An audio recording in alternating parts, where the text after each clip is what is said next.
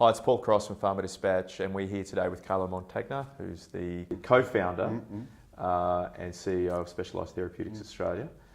Thank you. Thanks, Paul. I'm really curious about the moment you decided to establish the company, the very moment and the why. So the very moment was in Santa Monica when my wife and I were sitting down thinking, we've just heard our kids speak with quite a strong American accent, and if we're going to go home, this is the time to go home. So they were young kids just about to start school. And we thought, what would we do when we'd go home? So we were expats in very senior positions for multinational pharmaceutical companies.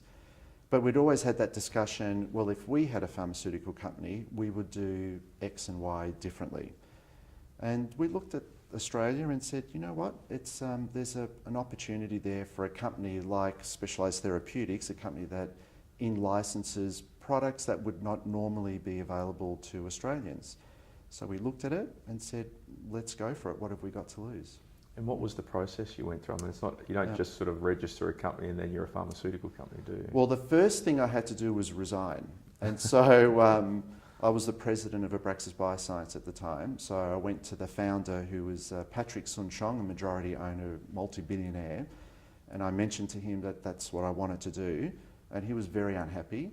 And so we worked on an arrangement where I would stay on and help him expand the footprint for Abraxas Bioscience in Asia, specifically set up in China and also in Europe. And in return, I would get the rights to Abraxane for Australia. So I stayed on as the founder, CEO of Specialised Therapeutics while I was the president for international for Abraxas Bioscience. So it actually worked out well for us. And tell me about day one, first day of the company. So day one, back in our home, our rented home, because we sold a few properties to start up the company, so we ended up renting, was in the living room, was preparing our reimbursement submission. So we had the dining room table there with all the binders and so forth, and selling even more of our investments because we had to pay for that reimbursement application, and taking a deep breath and saying, okay, it's on. What were some of the key moments in the first couple of years? Well, the first key moment was when PBAC rejected our application for Abraxane. So I was in Los Angeles at the time, and I remember receiving the phone call from the Secretariat, calling Bajana, my wife, and telling her that they'd rejected it. And her first reaction was, we're bankrupt. So we'd pretty much sold everything to start the company. We'd been rejected. I was very confident it would be approved. Maybe that confidence was misplaced on a first-time approval, given the statistics with how many times it takes to get an oncology drug or any other drug approved by PBAC for a positive recommendation. So that was the depths, the real depth, where we thought we only had probably about a month or two of funds left to pay the employees what we had. But then from there we negotiated with PBAC, and Abraxane was subsequently listed, and we went from there. So the highlight was the listing itself, and then hiring a team to go out there and speak to oncologists. It must have been an amazing moment for the two of you, that day you got the positive recommendation. Yeah, so that was, I vividly remember all of these days because they're life-changing days for us. So I was sitting in a cafe in Brisbane, in fact, and I received the phone call saying, yes, it's been fully approved, Department of Finance have approved it, and in fact we're listing you on May 1, and this was in February. And I thought, wow, we haven't hired anyone yet.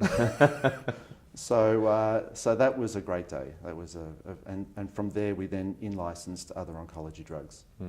What sort of has surprised you over the years? What's happened that you didn't expect? There haven't been too many surprises. I suppose one surprise was that the PBAC, Department of Health, pharma industry interactions hadn't changed. I really did expect there would be change when we returned, but the nature of the discussions was very similar to my experience 10 or 12 years earlier.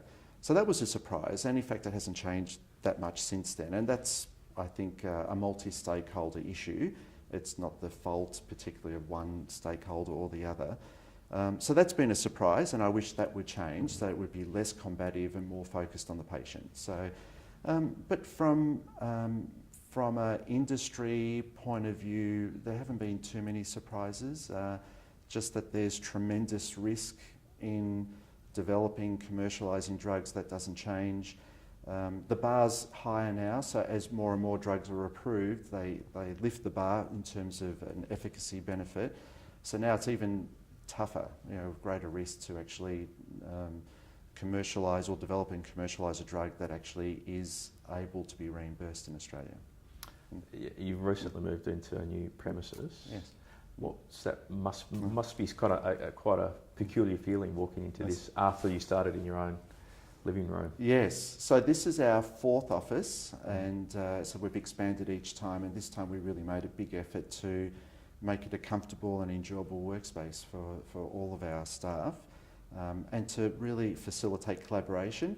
So we invested over $1 million of our own money, so that was a significant investment from on our behalf, but it's turned it into already a very dynamic workspace. So we have a lot more meeting rooms, it's more open and collaborative and facilitates an ongoing dialogue and conversation with all our staff from a more spontaneous perspective.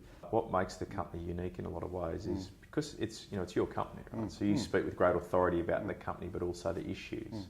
And sort of, what is your view on the environment more generally? I mean, and where it's going and what it means for the industry.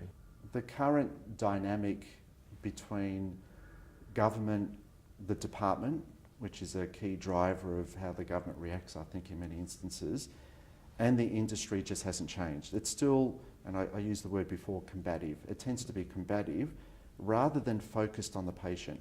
Ultimately, what I would like to see in the environment today is that there's more focus on the patient, and that we can get everyone together, all the key stakeholders saying, right, this is the need of our patient group. Let's just have an open dialogue. Let's generate a discussion around a fair price for a good outcome, so that we don't have this traditional payback type system where we have a rejection, then patient advocacy groups publicise their outrage, and the newspapers and the media get involved, and the companies then say, well, we have nothing to do with it, and there's global pricing. So really there's got to be a way to cut through all of that noise and really just focus on what's best for patients, because really the PBAC was set up to really ensure that patients have equitable access to the latest in healthcare. So 10 years, is STA where you thought it would be? It is. We were very conservative, so we wanted to build a strong foundation from a financial point of view, that we were profitable. So as many know, a lot of startups fail in the first 2 or 3 years. I did not want to be counted in those statistics. So we spent a lot of time organically growing our infrastructure, spending carefully. There is wasteful spending, there's no doubt, by a lot of big organisations regardless of the industry. So we focus on what we needed to invest in, not what would be nice to invest in or to spend on. So we're very judicious in our expenditure. And we've also been very judicious in terms of investing in new products.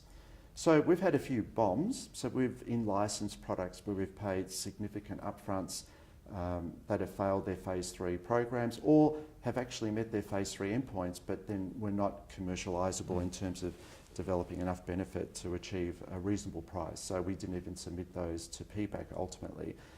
So we've had a few losses, but we've had a few wins as well, and we're just about to announce a few more license agreements. So if I reflect, and 10 years have flown by very, very quickly, but when I reflect back, no, I think we're very comfortable in achieving stage 1 of our objective. And over the next 10 years, our objective really is to continue that organic growth in terms of our portfolio, but also from a geographical footprint. So we're now expanding in Southeast Asia. We've set up an office in Singapore, just about to hire some people in Malaysia and Thailand and Vietnam and so forth, because we want to be the go-to partner of choice for this region of the world, which is a very difficult region to commercialise specialty medicines, that are high cost, but low volume. It's a tough market. Australia really is a key driver from a revenue point of view in that market.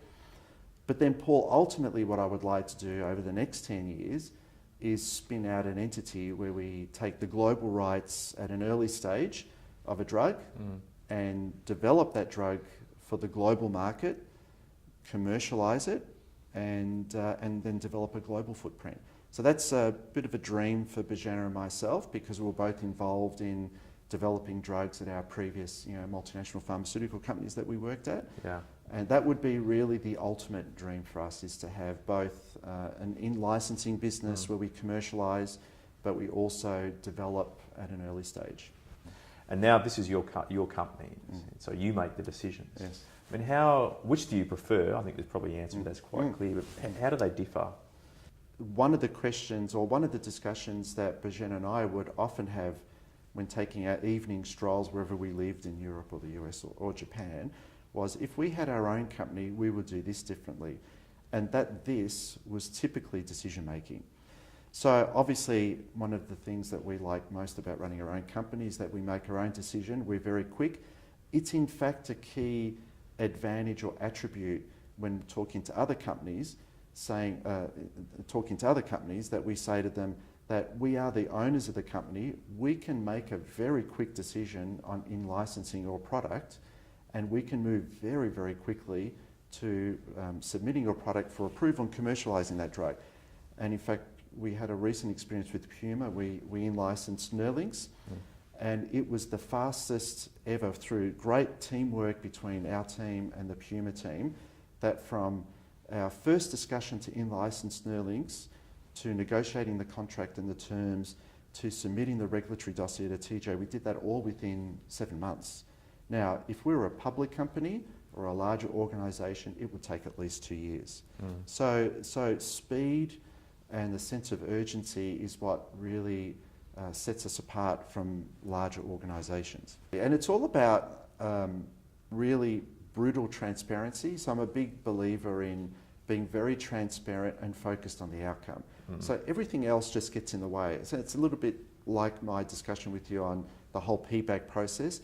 There are so many factors, people, egos, politics that gets in the way of making the decision, that there's got to be a way to cut through. And life's too short, and there's a lot to achieve, and all of those types of processes, formalities, egos, they just get in the way of getting things done. And we just believe in getting things done yesterday rather than tomorrow.